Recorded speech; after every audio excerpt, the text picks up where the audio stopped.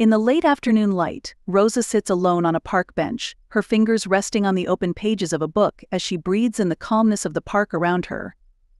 She rarely finds these precious moments to unwind from the daily grind, to escape into a few quiet minutes where the world feels gentle, undemanding. Her casual attire, a soft gray hoodie, jeans and sneakers, reflects her relaxed state. From a distance, Officer Taylor's gaze lands on her. Something about Rosa's calm presence stirs a mix of suspicion and resentment in him. He walks over, his footsteps heavy against the paved path as he stops just a few feet away. Clearing his throat, he speaks, his voice thick with a subtle sneer. "Evening. You come here often?" he asks, his eyes scrutinizing every inch of her with an intensity that suggests he's looking for anything out of place. Rosa, taken aback but maintaining her composure, responds politely, "Yes, occasionally, just enjoying some fresh air." Taylor crosses his arms, his stare unwavering, his expression skeptical. "It's just ... Well, this isn't a place where people sit around for hours. What exactly are you doing here?" The accusatory tone makes Rosa stiffen. She tries to keep her voice even. "I'm reading. Is that an issue?" "Funny you'd ask," he says, narrowing his eyes. "People come to relax here, not to loiter. You sure you're not up to something?" Rosa feels a pang of irritation mixed with a familiar hurt. She meets his gaze, steady, her voice firmer now. "I'm not loitering, officer. I'm simply sitting and reading. I have every right to be here." Taylor's face hardens as if her assertiveness is an insult. Without warning, he reaches down and grabs her arm, his grip firm, making her stumble from her seat. "You need to come with me," he snaps, an edge of threat in his tone. Rosa's voice wavers with both defiance and a rising panic. "Let go of me. I haven't done anything wrong." But he doesn't release her arm. The intensity in his eyes is unmistakable, a challenge, almost a dare. And as Rosa struggles to break free, her calm, peaceful afternoon is shattered, and fear seeps into her once tranquil heart. In the distance, David catches a glimpse of his wife in distress. Without a second thought, he quickens his pace, his heart pounding. As he nears, the sight of Rosa being held roughly by Officer Taylor sends a rush of fury through him. "Hey," David shouts, his voice slicing through the tension-filled air. "Let her go." Officer Taylor's head snaps up, surprise momentarily flashing across his face before it settles into a look of contempt. "And you are," he demands, his voice dismissive, still holding tightly onto Rosa's arm. David squares his shoulders, his voice laced with controlled anger. "I'm her husband, and a captain with the police force." Taylor's grip on Rosa loosens slightly, but the suspicion in his eyes intensifies as he assesses David. Instead of offering respect, Taylor sneers, clearly unfazed. "Captain, huh? Well, you might want to watch your tone," he says, his words dripping with condescension. David steps closer, his gaze unwavering. "Let her go now," he commands, his voice cold, protective. Taylor scoffs, a twisted grin spreading across his face. "I don't take orders from someone who interferes with police work." "You're making a scene here," he says, raising his voice slightly, as though hoping to draw attention. His hand moves to his radio. "Looks like we have a situation here. I'm going to need some backup." Rosa's voice, though shaken, breaks through. "David, don't ... He's trying to provoke you." But David holds his ground, anger simmering beneath his calm demeanor. He's seen men like Taylor before abusing authority, using their badge as a weapon rather than a shield. He won't let this pass. Not now, not ever. Taylor's call for backup adds a new layer of tension to the scene, his smug grin infuriating. Rosa and David share a look, a silent promise to hold firm, but uncertainty lingers. For Rosa, her sanctuary has turned hostile. For David, his status as captain means little in the face of prejudice. And as Taylor's backup arrives, the park once peaceful becomes the stage for a confrontation that will challenge not just their strength, but their dignity. The scene in the park grew tense, thick with the unsettling feeling that something innocent had taken a turn for the worse. Rosa, standing helplessly a few paces from her husband, saw the flashing lights approach, their red and blue hues reflecting off the serene waters of the nearby lake. The peaceful surroundings clashed with the grim reality unfolding. Two officers stepped out of the patrol car, assessing the scene through the lens of the call they'd received: disruptive civilian interfering with police work. They scanned the area and settled their gaze on David, standing between Rosa and Officer Taylor, his face tight with restrained frustration. "Sir, step aside," one officer barked at David, his voice lacking warmth or curiosity. David held his hands out in a gesture of calm, his badge shining in the fading light. "There's a misunderstanding here. I'm Captain David Walker," he said, his voice steady but firm. He turned toward Rosa, trying to assure her with a look. Taylor quickly cut in, his voice dripping with authority. "He's been obstructing my duties and refusing to comply," he said, flashing a look of satisfaction. The other officers, swayed by Taylor's account, didn't pause to consider David's words. "Captain or not, you're interfering with an officer," one replied coldly, moving closer. David's frustration flickered into shock as he felt his arms pulled roughly behind him, his badge disregarded, his attempts to clarify the situation ignored. Rosa's voice broke into the scene, raw with fear. "You don't understand. He's just here to help," but her pleas were swallowed by the indifference of the officers. She could only watch, her heart pounding, as they pushed David down, locking handcuffs around his wrists with swift, unyielding clicks. The sight of her husband, a man of the law, reduced to a criminal in the eyes of his own comrades, burned into her mind. The holding room was cold and dim, with a single chair bolted to the floor in the middle. David's shoulders ached from the aggressive handling during the arrest, and his wrists stung from the tight cuffs. The door swung open, and Officer Taylor entered, a smirk twisting his lips as he closed the door behind him.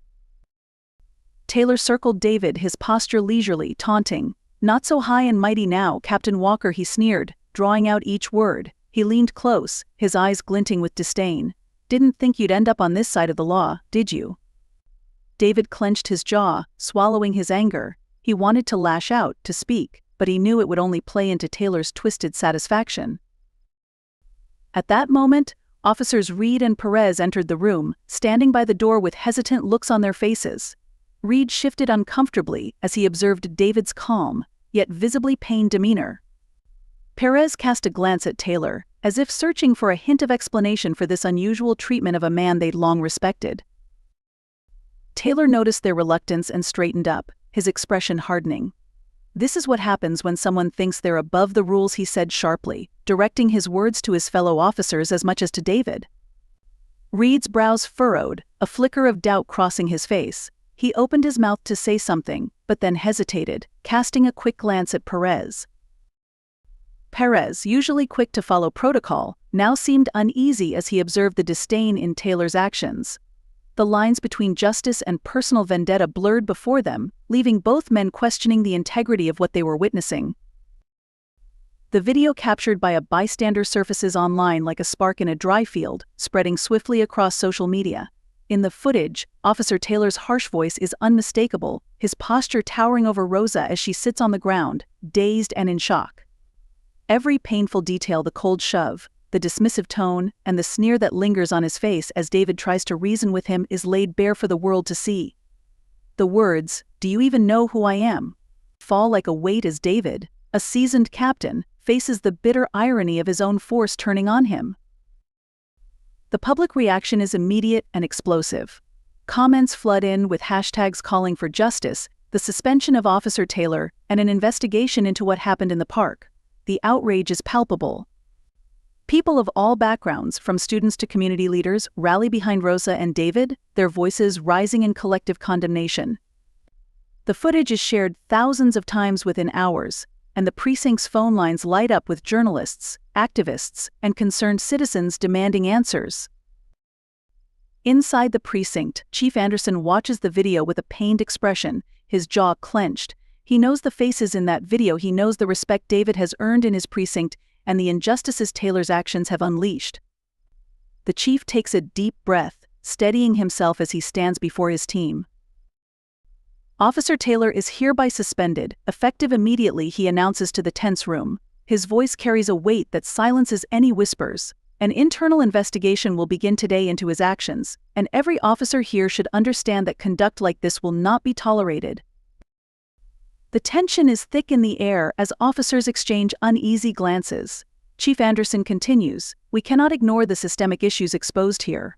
Our badge represents justice, fairness, and the protection of every citizen, without exception. It's time we hold ourselves accountable to that." Some officers nod in agreement, while others shift uncomfortably. But the chief's words are clear and unwavering, and a solemn respect fills the room. Officer Reed, who had participated reluctantly, feels a surge of guilt as he recalls the way he'd followed orders that day, his loyalty overshadowed by a sinking realization of the harm inflicted. As Anderson's words reverberate through the precinct, the internal investigation begins in earnest. Files are reviewed, statements are taken, and the collective conscience of the department comes into sharp focus. For many, this isn't just about Officer Taylor, it's about acknowledging a flaw in the system they represent, one they now must confront openly and sincerely. Hours pass before David is finally released from the precinct. As he steps outside, the cool evening air hits him, filling his lungs with a sense of freedom and relief. Exhaustion tugs at him, but his heart lifts as he spots Rosa waiting for him just beyond the entrance, her eyes brimming with worry and determination. They meet in a tight embrace, neither one speaking for a moment as they cling to each other. Rosa's fingers tremble as she holds him, and David's hand rests on her back, steadying her, grounding them both. They are exhausted, battered by the ordeal, but together, they find a quiet strength, a shared resilience that binds them even closer. "I was so scared," David Rosa whispers, pulling back just enough to look into his eyes. I thought they wouldn't let you go."